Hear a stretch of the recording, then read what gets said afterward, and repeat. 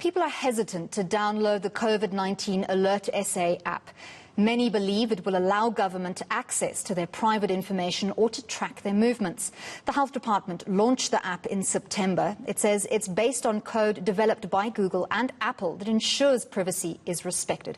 Let's discuss this with Gaurang Tana, with COVID Alert Technical Lead at the Health Department. Thank you very much, Mr. Tana, for your time.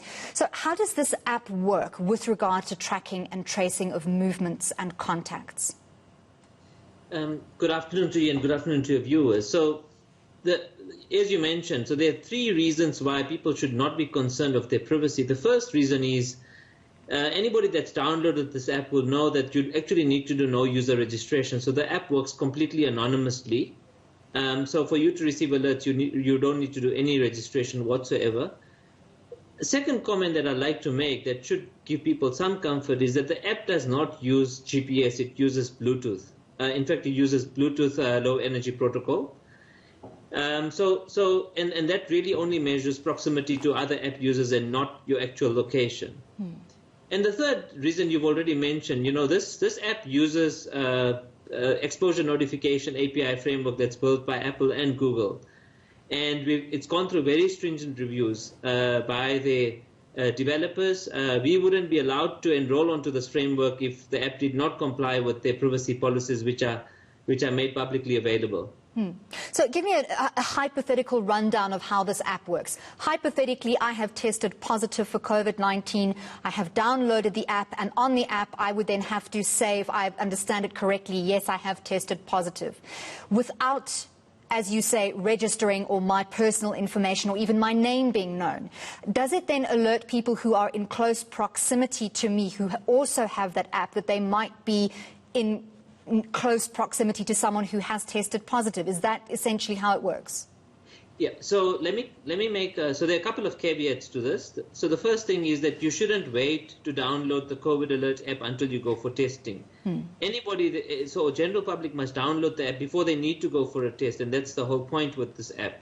You download the app, you keep it on your phone, you keep the exposure notification enabled. You're doing your usual thing, you're at home, you're at work, you're at a supermarket, you're at a bank. The app constantly polls, other app users, and as soon as it picks up another app user within 2 meters of radius, and for longer than 15 minutes, what the two apps essentially do is they exchange randomized codes, they anonymize codes, and those codes actually stay on your phone until either of those diagnose positive. So those codes go nowhere, they don't get submitted anywhere, they stay on your phone. Once you confirm or diagnose positive, the Department of Health sends you an SMS. This SMS contains a 6 alphanumeric digit PIN code. Together with this PIN code and your date of birth, you would voluntarily disclose your positive status on the app. The app would then upload your exposure keys, those randomized codes that were stored on your phone, and all those people that you've come into contact with are notified anonymously. So they don't receive your name, your number, because the app doesn't have that. It also doesn't know your location. So the only thing that would be made known to the person receiving the alert is the date of exposure, not even the time of exposure, so that the person cannot work out who they may have come into contact with. Now, this is very, very important in this phase of the pandemic, let me add, because, as lockdowns ease, many more people visit public spaces. They don't know the number of contacts they've come into close contact with.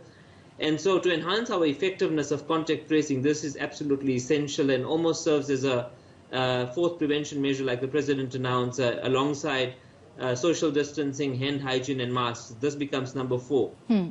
So when you download an app, there are certain permissions that you have to grant in order to use that app effectively. Would any of the permissions required by this app give government any kind of access to the user's private information, not necessarily in terms of the person's name, but alternate information stored on their device? Nothing whatsoever. So we can't decode any of this information. In fact, like I mentioned, all the exposure keys stay on the person's device until they've got to notify other users, and even then, the only thing that the Department of Health does is it validates that positive status once it's been voluntarily disclosed on the app, to ensure that the fidelity of the app is not compromised and there aren't any false positives on that. Really, this is all we do. So the Department of Health receives, or government for that matter, receives no data other than just a validation service that runs to ensure that correct people are notifying others and not creating panic in the process. So this app relies very heavily on two factors. The first one being that all South Africans download and use this app, and the second being that people are willing to voluntarily disclose via the app that they have tested positive. Have you gotten positive buy-in from South Africans? Yeah, so the short response is we've had overwhelming support from South Africans. There's been quite an upsurge in the number of downloads we've had. You're quite right. We need every South African with smartphones to download this app. You don't need every South African to download it, but we need every South African with a smartphone to download this app. Every additional app in the ecosystems gives us that additional effectiveness that we need. And you're right. Once you diagnose positive, voluntarily disclose that to the app will then notify others anonymously. The entire system is anonymized, so South Africans do not have to choose between their privacy and helping us suppress COVID-19. It's a lot like masks. If people didn't wear masks, the transmission will increase. And in much the same way, if we don't improve the effectiveness of our contact tracing, and with lockdown easing, it's very, very difficult for people to know all the contacts they came into close contact with. And this is a technology really that they can use to help us to suppress COVID-19. People are always asking, what can I do to help fight COVID-19? Well, this is one thing you can do. It's going to take 2 minutes of your time, less than 3 megabytes of data. Ongoing data costs have been zero rated by the mobile network operators. You've actually got nothing to lose in downloading the app. It will run by itself and will help us suppress and enhance the effectiveness of contact tracing. Gaurang, I'm going to bring in a third party to join this discussion now. Toby Shapshak is the editor of Stuff magazine. Toby, I wanted to chat to you as well as an impartial, unbiased, external opinion. From what you've seen on both social media and other digital platforms, what has been the largest point of argument that people have raised against downloading this app and using it? Well, I'm afraid to say the biggest thing is that people don't trust government, and they don't trust the cell phone makers either, whether they associate with the brand of phone they're using or Google's Android. There's a lack of trust, and people should be rightfully wary in general about this kind of thing. And your previous interviewer makes logical sense. And on the face of it, it seems like a very simple and easy thing that anyone could do to help this fight. But there are a couple of key concerns for me that not necessarily have anything to do with the app per se, but it's just human nature and the economics of the market. And simply that is, most people do not turn the Bluetooth on their smartphones. They don't turn the data on their smartphones. A lot of people have very restrictive packages that only give them WhatsApp. They don't use any other form of data. And any tech-savvy, conscious person, especially in the mass market, are very wary of anything that's going to eat their battery life. So they turn off their Bluetooth, they turn off their Wi-Fi. The vast majority of people we know who have a smartphone don't have enough money to use data for the entire month, so they just don't. And if they only have a WhatsApp package and the Bluetooth isn't turned on, then it defeats the purpose. Unfortunately, the only market where you find Bluetooth being used all the time and actively left on people's phones is the middle class, and that's turned out to be a pretty responsive, responsible segment of the South African population. It's the mass market. All the people that you want to be able to track who are moving in such vast numbers are going to be catching public transport, trains, taxis. They're not going to turn on their Bluetooth. I've done some research of my own, and there's quite a lot of research on this. People simply don't, because it eats their battery life. So, Toby, I want to get some response from Gaurang here. Has the government factored that into their calculations of the expected numbers of people who can be expected to use the app and, as Toby is saying, have their Bluetooth switched on all the time? I mean, Toby is not completely wrong in his in the points he makes, and we completely accept that your Bluetooth has to be on all the time. However, Apple and Google, with their operating system linkages, have made it easier to do this. So as soon as you activate what you call exposure notification on the phone, it sort of triggers you to activate Bluetooth, and then it runs on your phone. On the issue of battery drainage, so Bluetooth and Bluetooth low energy are used for very different purposes. Let me give a technical response and say Bluetooth low energy is the protocol that's used here, and consumes almost negligible quantity of battery power. And this is why the Google and Apple's exposure notification service is so good. So the first application that Singapore, for example, released used a BlueTrace protocol, and that ate a lot of battery power and was a deterrent to adoption. Fortunately, in South Africa, we've had the benefit of learning from these many countries.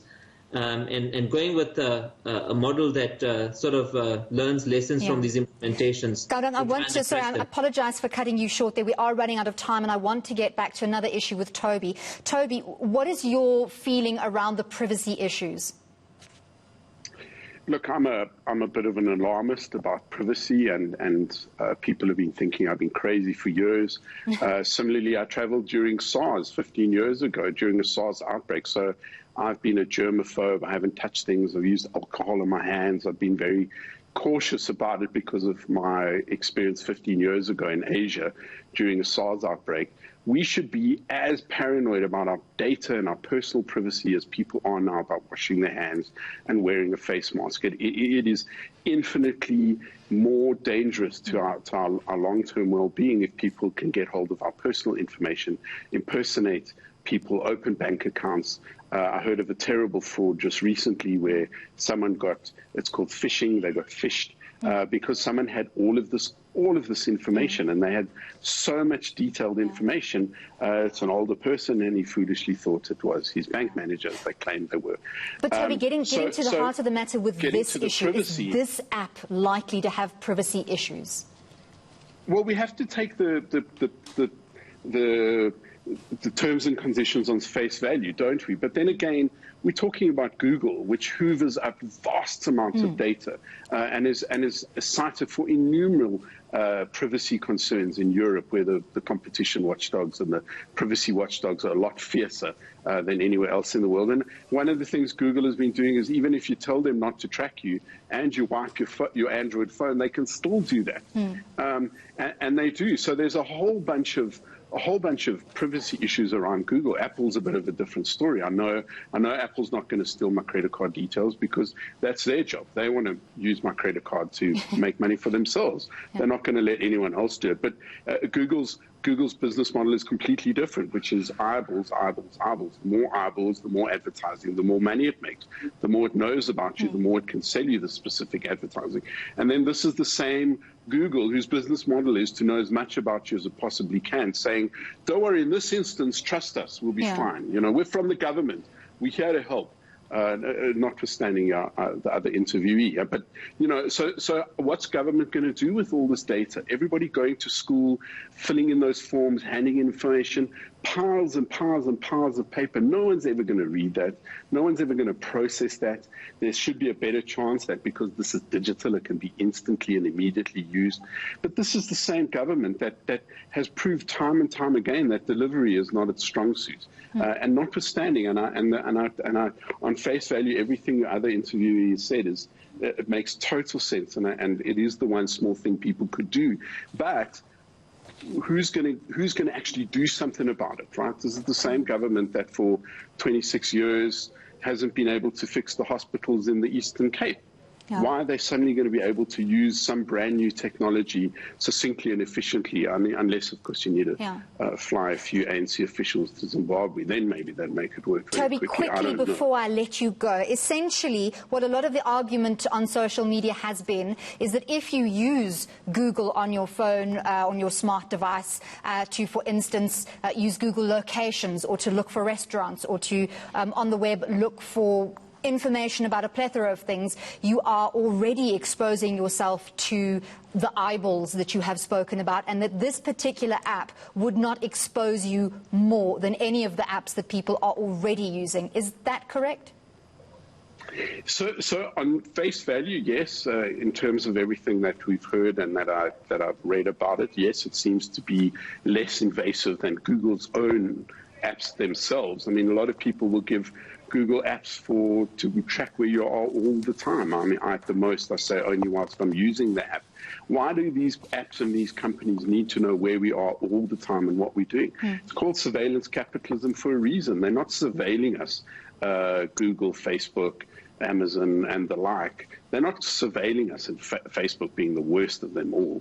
They're not surveilling us because they want to keep tabs on us, aka or a la the 1984 paranoia, but they are going to keep track of us and know who we are and where we go and what we do, because they want to sell us advertising. They want to know as much about us as we can. So, I mean, the chances are Google could probably give you all of that information now without anyone downloading an app. Anyone with the Facebook app or the WhatsApp app could probably give you all of that information as well. But I'm quite sure neither Google nor Facebook wants the world to discover just how detailed the so-called shadow profiles of us that they have. I mean, and there's a massive documentary on at the moment called The Social Dilemma, in which a whole bunch of former executives, very, very senior people from Google, Facebook, Twitter, talking about what they feel complicit in creating this economy of social media and people watching us and what they do.